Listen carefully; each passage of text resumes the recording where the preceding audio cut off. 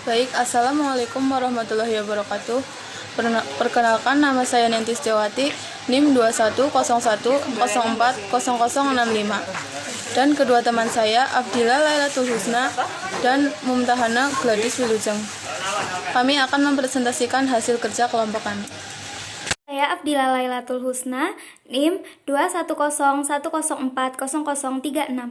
Di sini saya akan menjelaskan tentang linguistik atau pengertian linguistik. Apa sih pengertian linguistik itu?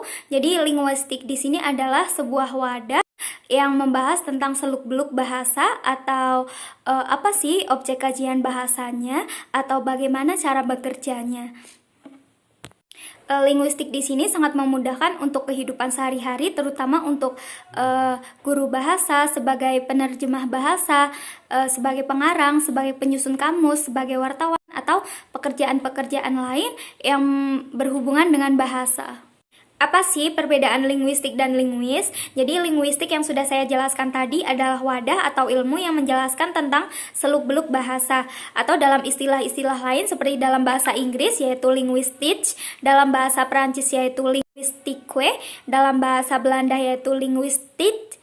Istilah itu diturunkan dari bahasa Latin yaitu lingua yang berarti lidah atau bahasa. Dalam bahasa Indonesia sendiri, linguistik diterjemahkan menjadi ilmu bahasa. Apa sih itu linguis? Jika tadi linguistik adalah wadah atau ilmunya, maka linguis adalah orang yang mempelajari tentang ilmu linguistik atau ilmu bahasanya. Di sini sebagai linguis memiliki 3 syarat, yaitu 1.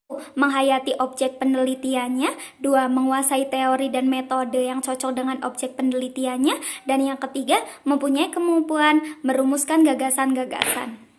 Apa sih maksud dari linguistik sebagai ilmu itu? Bukan hanya linguistik yang mempelajari atau mengkaji tentang bahasa sebagai objek kajiannya, namun ada ilmu atau disiplin lain yang mempelajari tentang bahasa, yaitu ada ilmu susastra, ilmu sosial atau sosiologi, psikologi, dan fisika. Namun yang membedakan di sini adalah keterkaitan ilmu-ilmu tersebut terhadap bahasanya. Apa sih maksud dari ilmu susastra itu? Contohnya di dunia pendidikan seperti prosding seminar ilmiah dan jurnal ilmiah yang diterbitkan oleh universitas dan asosiasi profesi.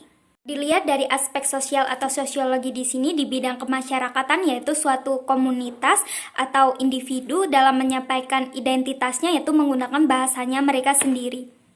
Dan maksud dari psikologi di sini yaitu tentang kejiwaan seseorang, pikiran atau perasaan seseorang dalam menerima rangsangan atau stimulus seperti itu.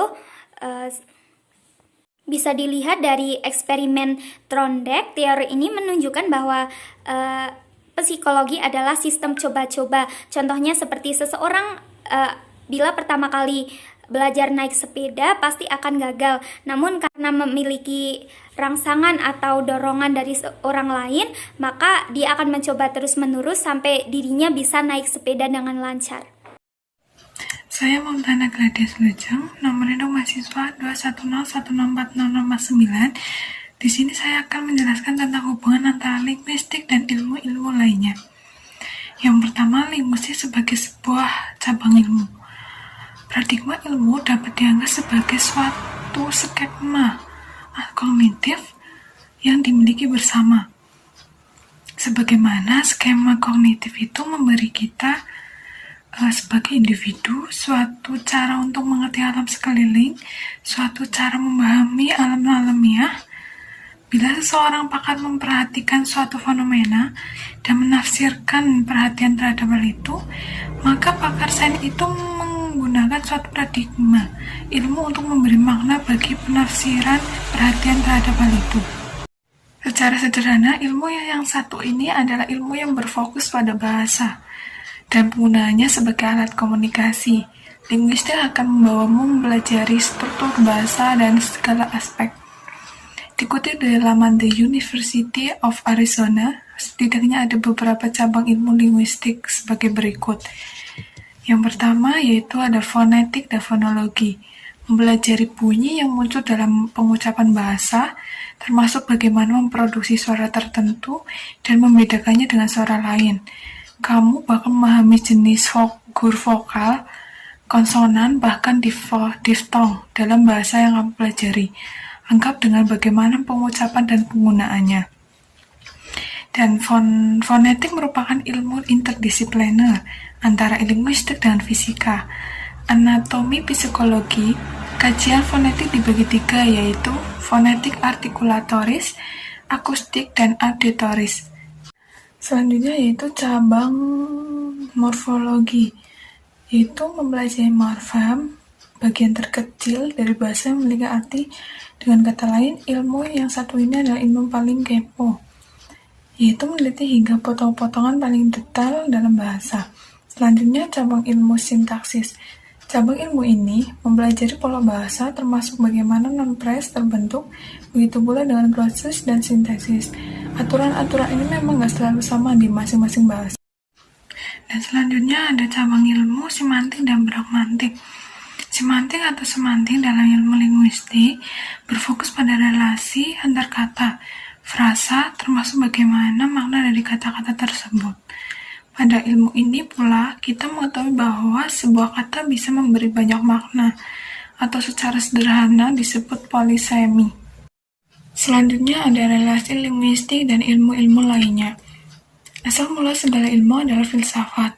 Dengan kata lain, filsafatlah yang menjadi pohon ilmu, sehingga dari filsafat tumbuhlah dahan.